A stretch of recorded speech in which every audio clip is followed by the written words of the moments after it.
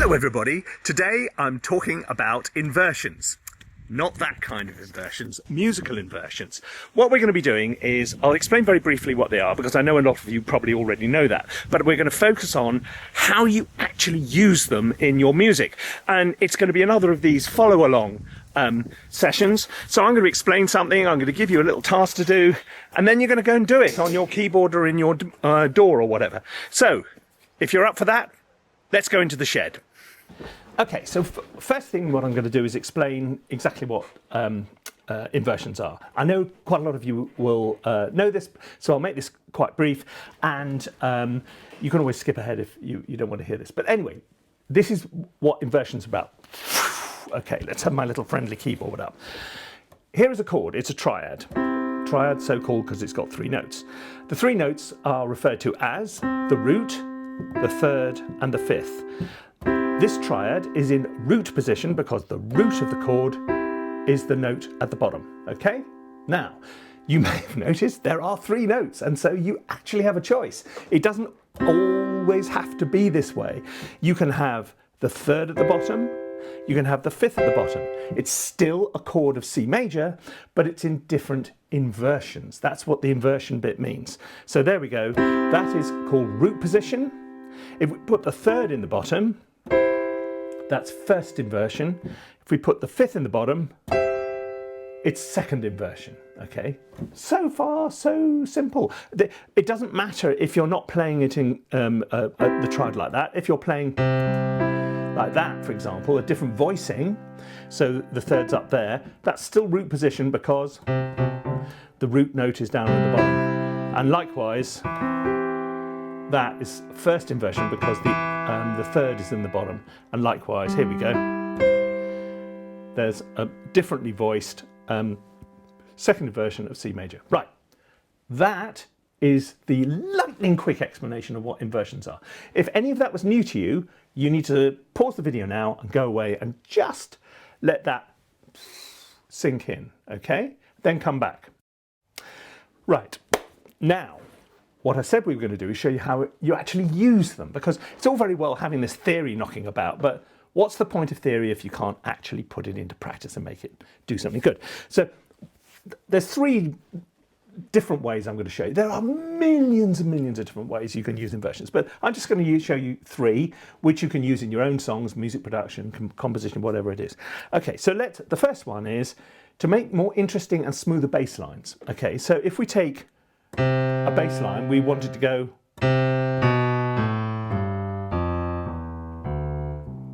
okay, but we still only want to use chords 1, 4 and 5. The only way we can do that is by using inversions, and it goes like this. So we can start with C in root position. There you go, root in the bottom. Okay, then we go down to the B. We can now go to chord 5, which is G.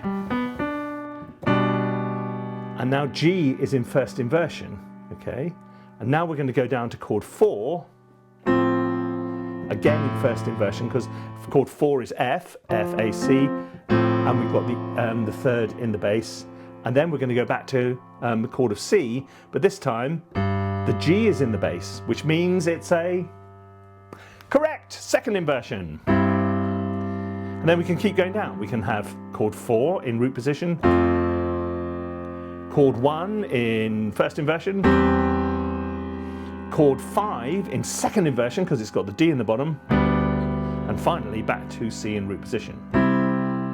So what you get is a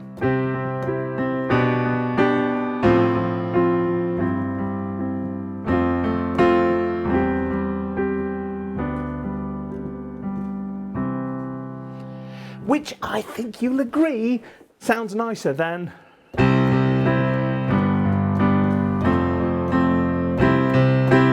which is what you'd have to do otherwise. So using inversions to mix it up is a really good thing. And you're not just making the bass line smoother, you're also introducing a little bit of kind of harmonic instability, because that is nice and planted. That is a root position chord. Nobody is messing with that chord. First inversion? Does it sound quite so planted? not so sure. Let alone second inversion, this one. That always sounds like it wants to resolve somewhere else. So if you go through a series of inversions, you're also sort of going on a journey. Time for you to go on a journey. Okay, so now is the time you pause the video and you go away and sit down with your keyboard and you just work this through. Try and do C major, G major, whichever you want. Run the bass down the scale and just using chords 1, 5 and 4. Sort that out. Go and try it.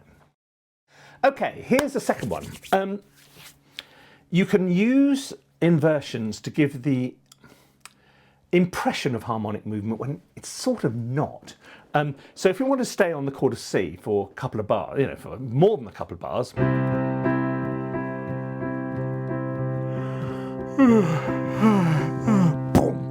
you can get quite bored quite quickly. Well, I get bored quite quickly anyway, but you can get quite bored quite quickly. Dennis in Minneapolis, Spike in Tokyo. Yes, you can get bored. So what we're going to do is we're going to use an inversion to give the impression of harmonic movement. Well, it is harmonic movement, but you're still staying on the same chord. So you go.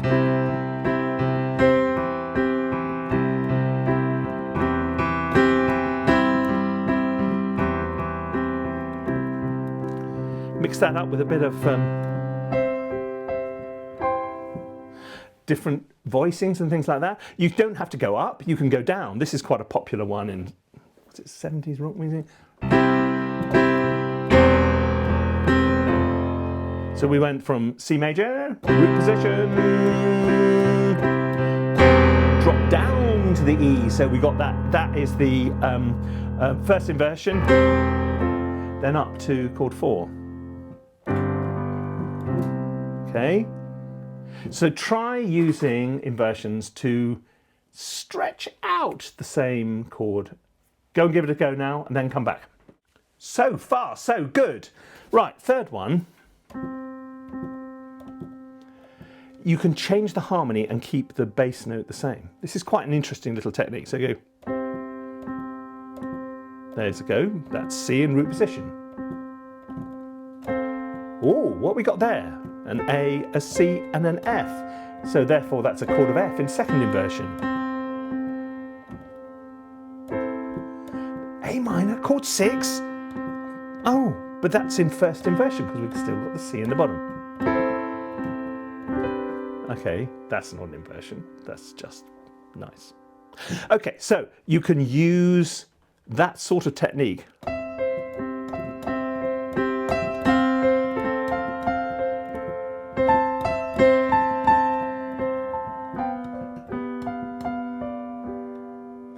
And it gives you, it's another colour, you know, another colour to add to your palette. Another way of doing things to make it different. You don't just have to stick to what are called diatonic chords. Diatonic chords just use the notes of the scale. You could, for example,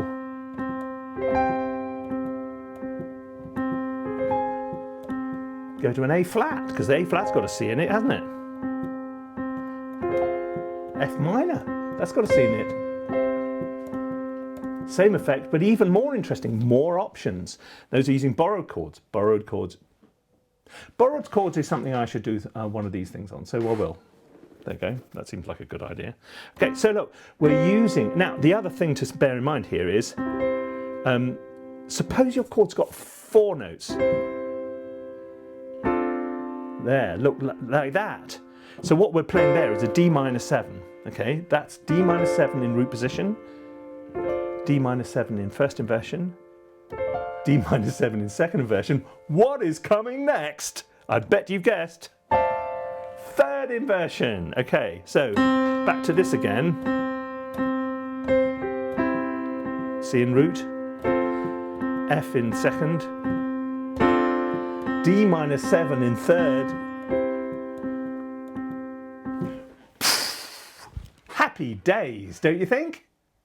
I think you need to go and try that. But look, if you found all this kind of stuff interesting, go and check us out. ThinkSpace courses. ThinkSpace courses, Google that, and you'll find a wonderful world of interesting stuff going on, which you should be investigating because it could make you a more interesting musician. And I'll be back with one of these things very soon. And I hope you've enjoyed this. Run out of things to say. I'm going to take my bucket hat and go away. Bye.